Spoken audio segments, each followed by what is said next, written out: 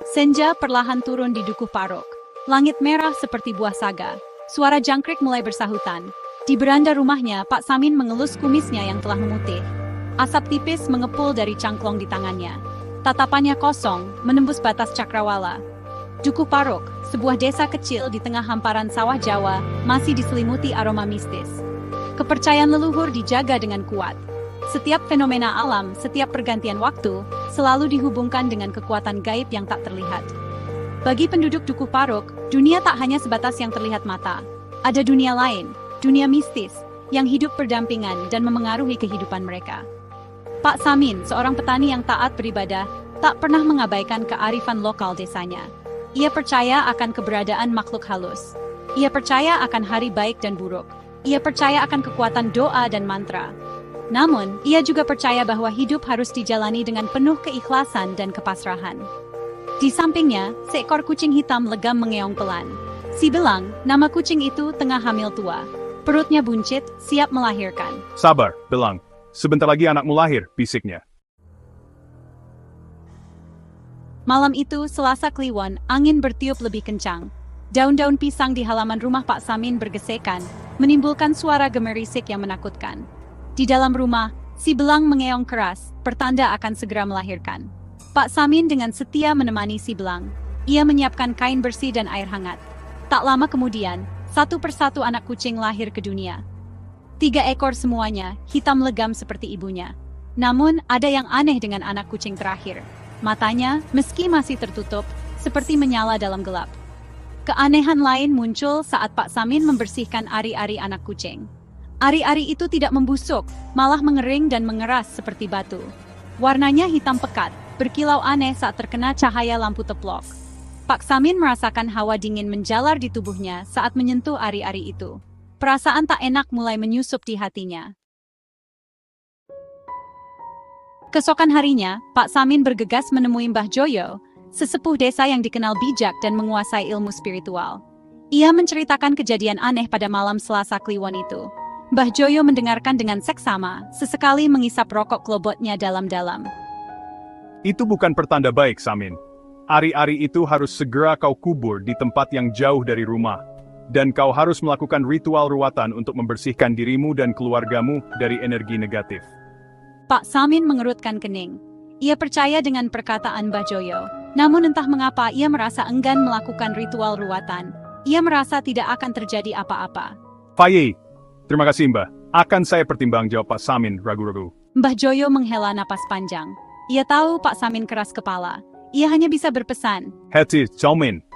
Kamar Spiri. Sejak saat itu, suasana rumah Pak Samin terasa berbeda. Ada hawa dingin yang selalu menyelimuti, meskipun cuaca sedang panas. Suara-suara aneh mulai terdengar, seperti bisikan-bisikan lirih yang tak jelas artinya. Anak-anak kucing, terutama yang terakhir lahir, tumbuh dengan cepat dan memiliki tatapan yang tajam. Pak Samin berusaha menepis rasa cemas yang mulai menggerogoti hatinya. Ia menganggap semua itu hanya kebetulan. Namun, kejadian-kejadian aneh terus berlanjut. Suatu malam, saat Pak Samin sedang berdoa, ia mendengar suara anak kecil tertawa di dalam kamarnya. Padahal saat itu anak-anaknya sudah tidur lelap. Bulu kuduknya merinding. Ia memberanikan diri untuk membuka pintu kamar. Kosong. Tidak ada siapapun. Kejadian aneh lainnya terjadi saat aku sedang memasak di dapur. Aku melihat bayangan hitam melintas cepat di balik pintu. Aku terperanjat. Jantungku berdebar kencang. Siapa di situ? Tanyaku dengan suara gemetar. Tidak ada jawaban, hanya keheningan yang mencekam. Sri memberanikan diri untuk melihat ke balik pintu. Kosong. Tidak ada siapapun. Ia mengusap dadanya, berusaha menenangkan diri. Malam harinya, aku menceritakan kejadian itu pada Pak Samin. Wajahku menegang. Aku mulai menyadari bahwa ada yang tidak beres di rumah kami. Namun, aku masih enggan untuk mengakui bahwa semua itu ada hubungannya dengan ari-ari anak kucing. Puncaknya terjadi pada malam Jumat Kliwon, tepat sebulan setelah kelahiran anak kucing. Suara tangisan bayi memecah keheningan malam. Tangisan itu terdengar memilukan, membuat bulu kuduk berdiri. Ada apa? Pak Samin dan Sri terbangun dari tidur mereka. Keduanya saling berpandangan, wajah mereka pucat pasi. Tangisan itu semakin keras dan jelas. seakan-akan berasal dari ruang tamu. Ait sispis puri. Ikla diang Sri. Pak Samin memberanikan diri untuk memeriksa, diikuti Sri yang gemetar ketakutan. Di ruang tamu, anak-anak kucing hitam itu sedang asik bermain. Anehnya, suara tangisan bayi itu seperti berasal dari arah mereka. Ingkunggang gumanek tinajik anak penting ngufsi. Pak Samin teringat akan perkataan Mbah Joyo. Kejadian malam itu membuat Sri semakin ketakutan.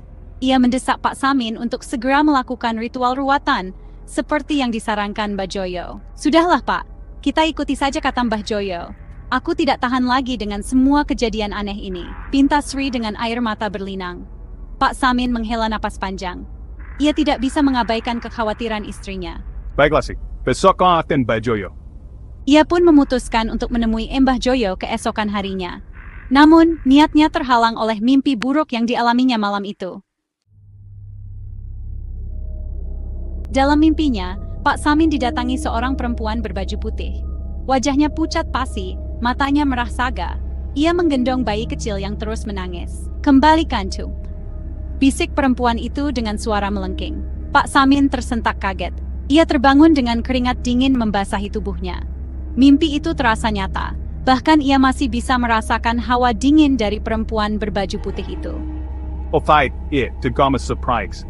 Ia terduduk di tepi ranjang, hatinya dipenuhi penyesalan karena telah mengabaikan nasihat Mbah Joyo. Pagi harinya, Pak Samin bergegas menemui Mbah Joyo. Ia menceritakan mimpi buruknya dan meminta Mbah Joyo untuk segera melakukan ritual ruwatan. Pak voice soul skrikimi. Aku beri mimpi buruk pan berbaju putih itu.